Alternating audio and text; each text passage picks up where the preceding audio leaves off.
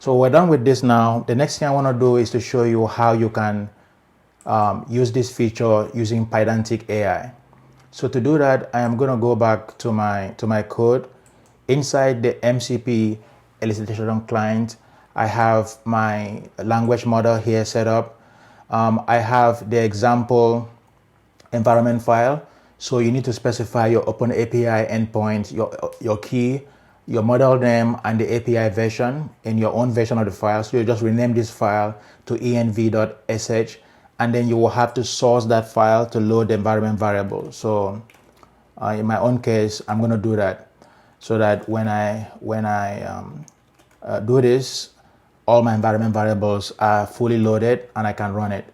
So my MCP client has certain features. So the first thing is the function that is going to be handling this interaction. So when the MCP server is trying to call back to the client to ask for this extra information, you need to have a function that can respond, a callback that can respond and handle all of those requests that we are talking about. So this callback that I have defined here is an example of how you can configure this handler to respond to the server interaction, extract the schema, and specify all the fields that we need.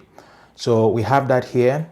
And then when you are setting up your agent, your MCP service, so since we're using the streaming HTTP response here, we have to configure that callback on that endpoint that we're defining, and then specify those MCP servers to my AI agent.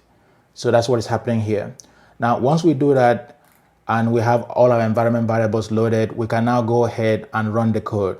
So I am going to go ahead and do that now in my VSCode client.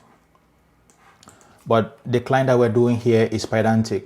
So if you take a look at my project TOML or TOML file, we're using Pydantic AI version 0.8.0. This one has the feature that we're looking for. So let's get started with that.